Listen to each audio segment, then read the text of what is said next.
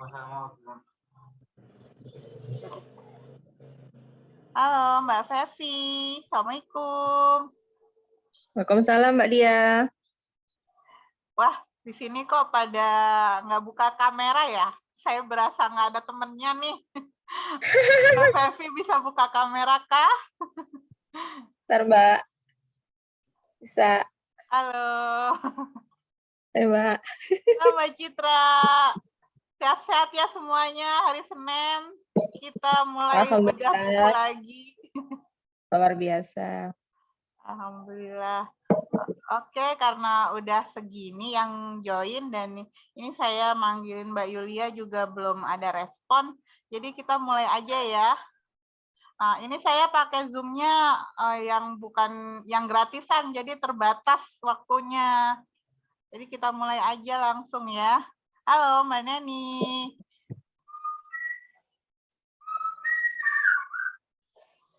Assalamualaikum warahmatullahi wabarakatuh. Waalaikumsalam warahmatullahi wabarakatuh. Selamat pagi teman-teman semuanya, Mbak Indah, Mbak Nasumi, Mbak Fe, Mbak Neni, Mbak Fevi, Mbak Citra. Bismillahirrahmanirrahim. Hari ini kita akan bedah buku kisah-kisah bisnis yang mendebarkan. Masih ingat nggak pas nulis buku ini? Atau di sini ada yang nggak ikutan nulis? Yang ikutan nulis boleh ketik 1 ya di kolom chat. Biar saya tahu siapa aja yang nanti bisa bacain tulisannya. Yang nggak ikutan nulis atau belum ikutan nulis di buku ini bisa ketik 2 ya. Yuk, silahkan. Halo Mbak Triningsih, selamat bergabung. Siapa aja yang nulis di buku ini? Wah, ternyata cukup banyak ya yang belum ikutan nulis di buku ini. Tapi udah punya belum bukunya? Yang belum ikutan nulis udah punya buku ini belum? Belum ya? Punya yang warna kuning. Oh, yang bukan cerita biasa. Itu yang kuning itu mengobarkan semangat bagi yang sedang putus asa ya kayaknya ya. Nah, kalau buku yang akan kita bedah kali ini tentang kisah-kisah bisnis yang mendebarkan. Di sini ada banyak pebisnis yang menuliskan kisahnya. Baik, untuk pembukaan saya bacakan dulu ya kata pengantarnya. Berbisnis butuh ketekunan. Untuk menjadi sukses perlu semangat dan juga kemauan untuk belajar kelas. Banyak orang bercita-cita ingin menjadi seorang yang sukses. Salah satunya lewat bisnis. Padahal ada banyak suka dan duka yang membuat seseorang itu perlu mental tangguh untuk menjalankan bisnis. Lewat kisah-kisah dalam antologi ini, kita akan belajar meneladani kisah para pebisnis yang bermental tangguh serta pantang menyerah ketika menghadapi cobaan. Bangkrut, terlilit utang, tidak punya keberanian, serta berbagai masalah lain bisa menumbangkan semangat berbisnis. Namun, akan ada buah manis yang bisa kita petik jika mau terus bekerja keras. Bacalah kisah-kisah dalam buku ini dan temukan semangat untuk terus mengembangkan impian sebagai pebisnis sukses. Selamat membaca. Nah, bisa kita lihat bahwa di buku ini hampir semuanya pebisnis yang menceritakan kisah mereka menjalankan bisnis selama ini dan bagaimana mereka survive dalam menjalankan bisnis tersebut. Ada kisah Teh Indari Mastusti yang menuliskan tentang bangkrut lagi dan lagi, artinya belajar lagi dan lagi. Ada Waalaikumsalam Mbak Yulia. Ini tadi karena saya pakai Zoom-nya yang gratisan, jadi saya mulai dulu Mbak Yulia. Iya, it's okay. Tadi saya sudah info ke Mbak Dia, aku di rumah sakit. Pakai voice note. Oh iya, nggak apa-apa. Mungkin kurang kebaca sama saya tadi pada sibuk manggilin yang di grup. Oke. Ya. Nah, di buku kisah bisnis yang mendebarkan ada juga kisah Mbak Ada Sangadah perjalanan bisnis dari nol. Kemudian Gisan Project. Kemudian ada tentang sarjana kok jualan, enggak sayang gelarnya. Lalu ada kisah ilmu baru untuk bisnis. Kemudian ada gagal lagi artinya bangun lagi dan lagi. Gagal adalah pilihan, tetapi menyerah bukan pilihan. Pertama kali memulai bisnis karena terpaksa, lalu ada juga kisah temukan tujuanmu dengan berbisnis, dan ada kisah Mbak Betty dengan internet menjadi penolong bisnis. Kemudian gagal, coba lagi. Gagal adalah sukses yang tertunda. Berkali-kali bisnis gagal dan bangkrut. Mulai aja dulu oleh Mbak Dewi Erlina, kemudian oleh Mbak Dewi Kusik ada tulisan sekoci kecil penyelamat keluargaku di saat pandemi. Dan ada tulisan saya juga tentang menggapai cinta dan ridha Allah melalui bisnis. Ya, seperti kita ketahui bahwa bisnis itu butuh konsistensi dan komitmen ya. Kita nggak bisa menjalankan bisnis hanya sekedar iseng, yang pada akhirnya kalau dijalankan hanya sekedar iseng atau disambi, maka kita akan terpengaruh oleh mood dalam menjalankannya. Tapi kalau kita punya tujuan yang pasti dalam berbisnis, kita punya motivasi yang kuat, maka bisnis nggak akan gampang goyah oleh tantangan maupun masalah yang akan kita hadapi. Nah, kebanyakan mungkin di zaman sekarang semakin banyak perempuan yang menjalankan bisnis ya selain bapak-bapak. Dan seperti kita ketahui bahwa perempuan itu makhluk yang baperan ya. Kadang ketika kita merasa kurang down oleh sesuatu, kita jadi terpengaruh ke bisnis kita juga. Ngerasa kayak gitu nggak? Oh ya, sebelumnya di sini yang pebisnis siapa aja? Boleh dong ketik P yang pebisnis. Atau ya P, ketik P coba. Nah, siapa lagi nih yang pebisnis di sini?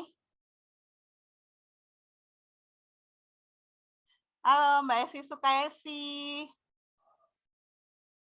Selamat bergabung Mbak Lailatul. Wah, banyak ya yang pebisnis.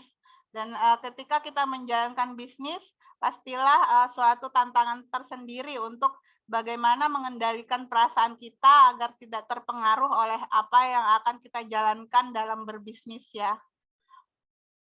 Nah, di kisah-kisah inilah kita akan banyak belajar bagaimana sih ketika seorang pebisnis itu menghadapi tantangan, bagaimana cara mereka menghadapinya sehingga bisa bangkit lagi, akan kita temukan dalam kisah-kisah di buku ini. Dan tentunya setiap pebisnis itu memiliki kisah-kisah yang berbeda ya Mbak Yulia. Ya, tentunya berbeda karena punya background yang berbeda, usaha yang berbeda, terus juga pasti pengalamannya akan berbeda, tapi bisa saling menginspirasi. Iya, betul. Dan itu akan saling menginspirasi satu sama lain ya.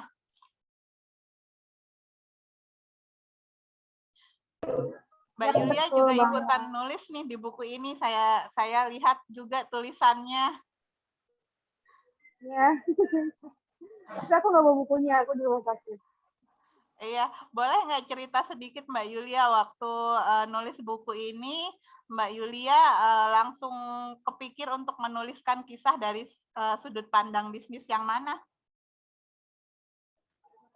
Waktu itu kalau nggak salah, aku udah lupa nih naskahnya yang mana, tapi peralihan dari karena sudah bertahun-tahun berkarir gitu kan, terus tiba-tiba benar-benar pure bisnis gitu, ternyata nggak mudah gitu loh. Kalau dulu merasa bisnis gampang lah gitu, karena ternyata kalau begitu punya, jadi sendiri itu sudah punya gaji, jadi bisnis mau nggak terlalu melesat, omset berapa nggak masalah, tapi ketika pure bisnis ternyata keteteran. Dan kalau ngelihat dari story, mungkin teman-teman juga udah tahu, jadi ada beberapa usaha yang saya gulung tikar, bangkit lagi, gulung tikar, bangkit lagi. Kayak misalnya ada kedai kopi yang nggak nyampe balik modal, tapi akhirnya gulung tikar karena pandemi. Ada catering sekolah yang juga nggak balik modal karena tiba-tiba libur pandemi dan sampai 3 tahun gitu. Terus juga bisnis baju yang ketika pandemi, Masya Allah, siapa yang mau beli baju kan pada saat itu gitu. Terus jadi ya cerita tentang itu gitu loh, bahwa bisnis tanpa ilmu itu ya nggak bisa gitu. Kayak kita jalan ke daerah asing, tapi kita nggak punya Google Map, kita nggak tahu arahnya kayak gitu. Ya, betul sekali. Di sini Mbak Yulia kisahnya dari kopi kita belajar pahit itu bisa dinikmati. Nah, sedikit cerita, saya senang banget waktu tema ini keluar ya, kisah bisnis. Yang awalnya kan kita hanya menulis kisah tentang cerita kita sendiri, kehidupan sehari-hari, lalu di sini kita dikasih kesempatan untuk menuliskan tentang kisah bisnis. Ya, seperti teman-teman ketahui, saya udah cukup lama ya berbisnis karena memang dari sejak lulus saya memutuskan untuk bekerja secara freelance, yaitu bekerja dari rumah. Waktu itu awalnya sih hanya dipercayakan proyek oleh dosen saya, lalu kemudian dari bulan ke bulan saya belajar bahwa kayaknya saya kepengen nih nggak kerja sama orang, saya kepengen cari proyek-proyek sendiri, dan disitulah saya belajar dasar-dasar dari suatu bisnis itu harus bisa mandiri, apa-apa ya harus bisa berpikir sendiri, kita harus punya planning yang jelas, harus punya strategi yang jelas. Lalu kemudian saya mulai terjun waktu itu nyoba-nyoba buka online shop, dan saya terinspirasi dari mentor pertama saya di bidang bisnis, yaitu almarhum Mbak Uti saya. Beliau punya toko serba ada, dan disitulah saya terinspirasi untuk membuka toko serba ada online, namanya Vega Bersinar, yang sampai sekarang sih masih saya aktifkan kembali sekarang. Kemudian seperti teman-teman ketahui, saya kemudian nyemplung ke Inscript. Saya belajar di sana bahwa benar seperti kata Mbak Yulia bilang, bahwa bisnis itu perlu ilmu. Karena kalau kita menjalankan bisnis tanpa ilmu, kita hanya akan sekedar jalan gitu aja. Kita akan banyak buang waktu untuk melakukan sesuatu yang sebenarnya tidak efektif gitu. Tapi dengan kita punya ilmu dalam berbisnis, kita akan menjalankan sesuatu dengan lebih efektif, lebih tepat sasaran, sesuai dengan target kita di bisnis. Dan menurut saya sih salah satu cara yang efektif untuk punya ilmu, menambah ilmu kita dalam berbisnis adalah dengan belajar dari kisah-kisah pebisnis lainnya. Ya mungkin bagi kita ngerasa agak sedikit bosan kalau kita belajar bisnis hanya dari seminar, hanya dari training, hanya dari materi-materi yang mungkin kita lebih ke how to ya. Mungkin buku-buku bisnis yang ada di luar itu banyak yang how to gitu. Nah, dari buku ini kita akan belajar dari kisah hidup para pebisnis itu sendiri yang menurut saya akan jauh lebih masuk ke hati kita gitu. Kalau kita mengetahui, mengikuti cerita, oh ternyata ibu ini ternyata juga membangun dari nol kayak saya. Oh ternyata pebisnis lain ternyata juga pernah gagal dan mereka juga bangkit dari kegagalan itu. Seperti itu ya. Kalau menurut Mbak Neni bagaimana?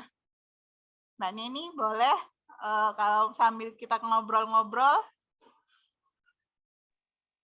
Ya, Mbak Dia, kebuka juga nih dari paparannya Mbak Dia. Apa yang tadi dipaparkan memang sangat benar.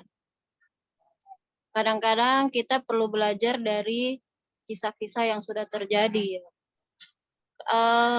Ilmu-ilmu yang disampaikan para expert, misalnya di kayak tadi how to, bagaimana cara ini, tapi kalau kita misalnya juga tanpa bimbingan yang jelas juga bingung juga gitu. Nah, dari kisah-kisah ini mungkin kita bisa buka-buka ulang, kita baca-baca kembali, dan benar-benar bisa menjadikan mood booster buat kita, meningkatkan bisnis kita. Itu Mbak Dia.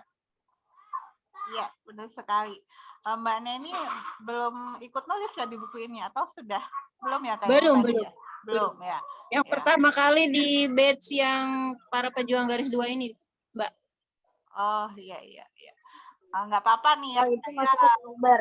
main tembak langsung nih, supaya kita lebih dekat gitu loh, lebih dapat, karena biasanya kan kita hanya berinteraksi di grup, sekarang kita ketemu muka jadi bisa lebih leluasa berinteraksi ya.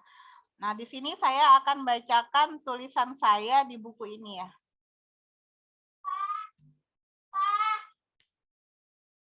Apa ya? Kisah saya di buku ini berjudul Menggapai Cinta dan Ridha Allah Melalui Bisnis. Oh ya, sebelumnya suara saya terdengar jelas ya? Jelas, Kak. Dunia bisnis adalah dunia yang membuat saya jatuh cinta dengan banyak kebaikan di dalamnya. Almarhum Mbah Kakung dan almarhumah Mbak Uti mengenalkan saya pada dunia bisnis dari kecil. Keduanya bukan sekedar berdagang, tetapi menebar kebaikan dan menolong banyak orang lewat warung serba ada mereka. Mbah Uti sering mengajak saya kulakan ke berbagai daerah, membeli produk buatan pengusaha kecil, lalu menjualnya. Beliau juga rajin menjalin pertemanan dengan banyak orang. Mbah Kakung dan Mbah Uti selalu rajin beribadah. Mereka berzikir sambil menunggu warung. Ada musala kecil di samping warung milik Mbah yang selalu hidup dengan sholat berjamaah dan mengaji.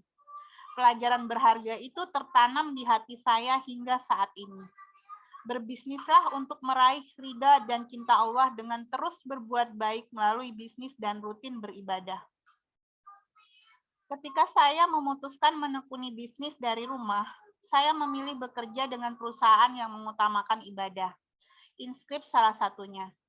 Saya memilih partner usaha yang sama-sama ingin menabur amal kebaikan. Saya ambil bagian membesarkan usaha kecil, contohnya bumbu dan sambal Pawon Juminten 21 yang sekarang makin dikenal.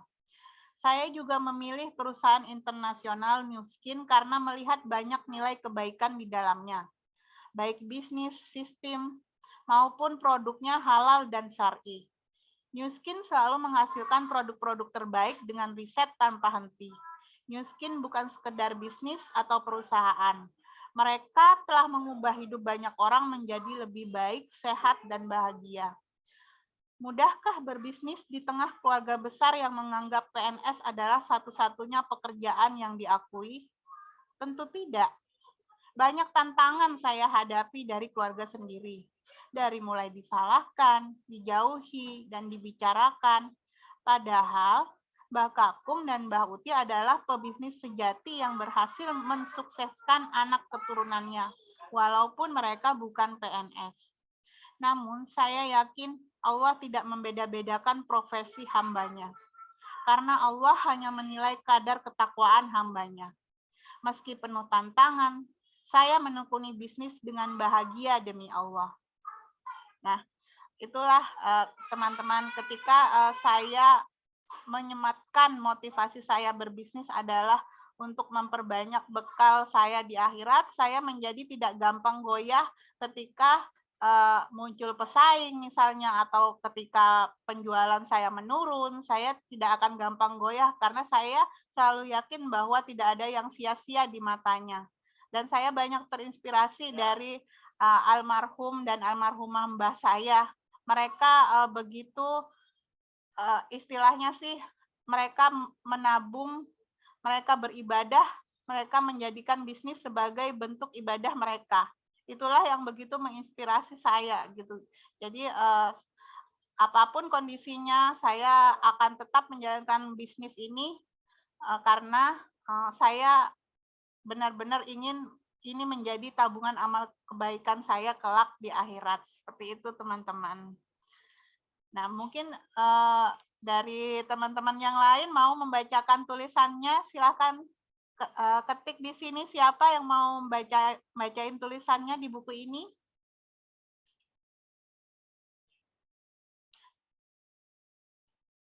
Mbak Nasumi udah nulis belum ya waktu di buku ini ya? Mbak Fevi mungkin, Mbak Indah. Kayaknya Mbak Indah udah ikut nulis ya di buku ini. Belum dikenalkan. Belum ya. Siapa lagi tadi yang ikutan nulis buku ini? Sebentar. Ini orang baru semua kali ya? Ada yang ikutan menulis di buku ini lagi selain saya dan Mbak Yulia, Mbak Nasumi? Kayaknya nggak ada deh, aku lihat dari nama-nama mereka. Mbak Esi coba. Karena ini kan awal-awal banget. Apa aja baru Ya, apa yang ini surat bukunya yang terbit udah cukup lama sih ya, Januari 2002. Jadi berarti nulisnya kan sekitar akhir tahun 2021 ya.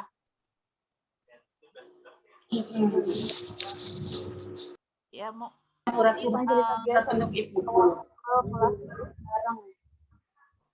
Tapi mungkin Mbak memang Yulia mau ikutan sharing lagi tentang gimana sih Mbak Yulia mengedukasikan buku ini sampai sekarang masih jalan, Mbak Yulia. Suara saya terdengar jelas kan ya? Apa kurang jelas? Jelas Pak. Suaranya jelas. Jelas Kak. Tadi jelas sekali.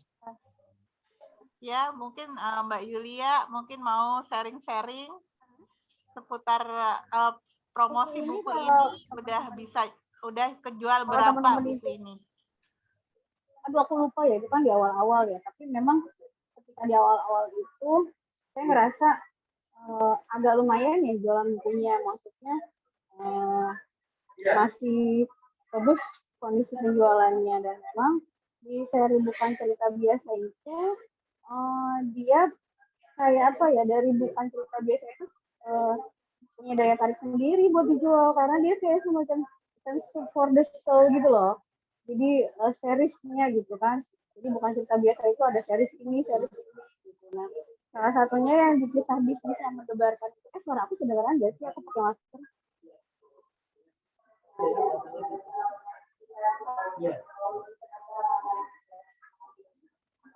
Kedengeran gak suara aku?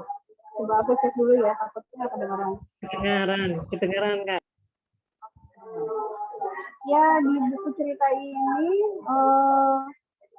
buat yang belum pernah baca, kayaknya harus baca karena ini bukan sekedar buku bisnis misalnya teori ini harus kerjain apa, gimana, tapi di buku cerita ini benar-benar nyeritain dari penulis-penulisnya yang ngerasa ada yang jatuh bangun, terus kemudian titik apa yang membuat dia bisa bangkit atau bisnisnya bisa berjalan, bisa survive. Nah, di buku ini tuh ya namanya juga kisah nyata ya, dan itu real gitu. Kalau aku sendiri memang walaupun misalnya ini buku bisnis, tapi menuliskan tulisan di buku ini ya punya feel yang tersendiri ya. Makanya kenapa waktu itu aku nulis judulnya Dari Kopi Pahit Itu Bisa Dinikmati. Jadi itu adalah cerita tentang kebangkrutan saya bikin bisnis kedai kopi, kafe kecil lah. Terus dan itu benar-benar menghancurkan peradaban banyak hal gitu kan.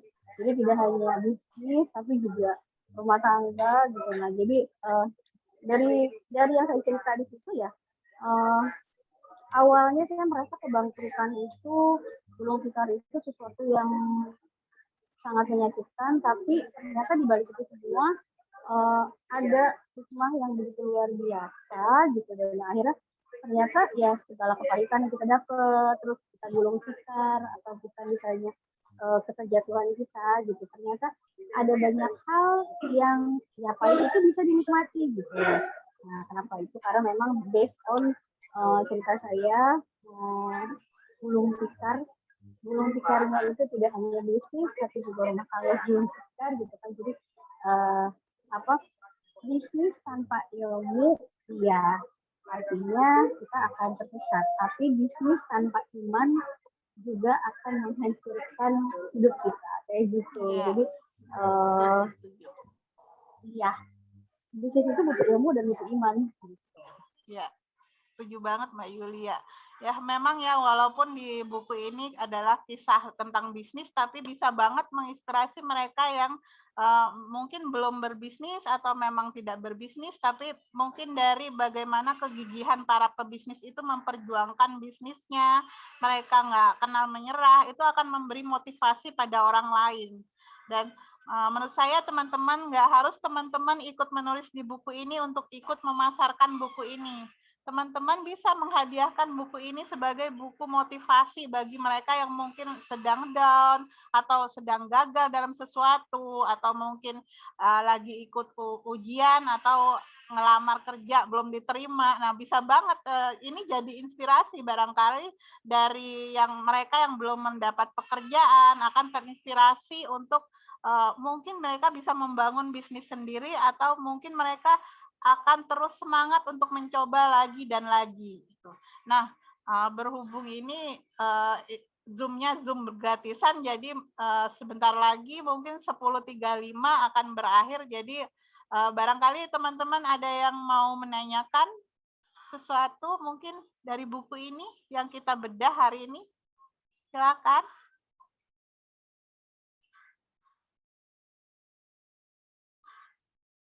Jadi teman-teman yang mungkin belum ikut menulis di buku ini tetap bisa ya untuk ikut jualan buku ini, bisa dengan cara dropship dari Tokped Inscript atau bisa merapat ke penulis yang buka lowongan reseller. Saya juga buka lowongan reseller untuk buku-buku antologi dan buku-buku GB Inscript ya. Jadi teman-teman bisa juga tetap ikut jualan buku ini dan dengan begitu teman-teman juga ikut membranding bahwa teman-teman menjual buku-buku yang bisa memotivasi orang lain, seperti itu teman-teman. Jadi nggak harus promosi bukunya sendiri, tapi bisa juga promosi buku-buku penulis yang lain. Menurut saya itu akan menguatkan branding gitu. Ya, saya juga tidak hanya tidak hanya menjual buku ini untuk dimiliki pribadi, tapi saya juga mempromosikan buku ini untuk dihadiahkan. Jadi ketika teman saya misalnya udah beli buku ini, kemudian saya tanya pendapatnya, gimana, udah baca buku ini belum? Kalau sudah, apa yang dirasakan? Nah, misalnya mereka punya sambutan yang bagus, wah boleh nih kalau mau dihadiahin pada yang lain. Jadi teman-teman jangan hanya terpaku, oh itu kan udah beli gitu bukunya, atau mungkin dia bukan pebisnis. Bisa aja teman-teman prospek calon pembelinya dan bilang kalau buku-buku yang kita tulis itu sebenarnya bisa dihadiahin gitu. Dan ini akan jadi hadiah yang bagus banget karena kita nggak harus banyak berkata-kata untuk memotivasi seseorang, tapi kita menghadiahkan sebuah buku yang di dalamnya udah syarat motivasi gitu ya, teman-teman. Oke, mumpung masih pada ini nih, masih ada waktu, kita foto-foto dulu yuk. Boleh buka kameranya? Mbak Indah, Mbak Lailatul, Mbak Fatia, Mbak Merini, Mbak Esi, Mbak Fevi. Biar rame kita foto bareng. Oke, saya siapin ya. Nah, hampir full nih. Oke, Mbak Esi, Mbak Indah. Mbak Esi, mau ikutan? Oke.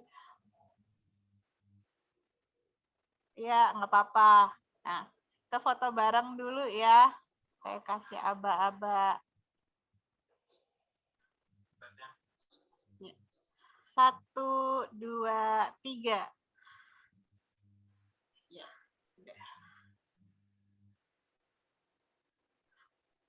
Tarik. Sudah belum? Sudah barusan, Mbak. Ini lagi saya mau save dulu biar nggak hilang. Di sini cuma bisa foto 4 doang di HP. Iya, ini udah saya foto nih semuanya. Nah, mungkin segitu dulu ya bedah buku kita hari ini. Dan ingat juga hari Jumat kita juga ada bedah buku jam 9. Nanti bareng dengan saya lagi, Mbak Yulia, Mbak Lailatul, Mbak Nasumi, semuanya silakan ajakin teman-temannya ke bedah buku kita hari Jumat jam 9 ya. Dan hari Senin depan kita juga akan tetap bedah buku seperti biasa jam 10. Teman-teman bisa nggak harus nunggu pas hari H ya untuk ngajakin teman-teman, jadi biar nggak dadakan gitu bisa mulai, kan kita udah tahu jadwalnya ya, jadi bisa ngajakin dari sekarang. Oke, segitu dulu. Terima kasih ya semuanya udah hadir di bedah buku kali ini. Assalamualaikum warahmatullahi wabarakatuh.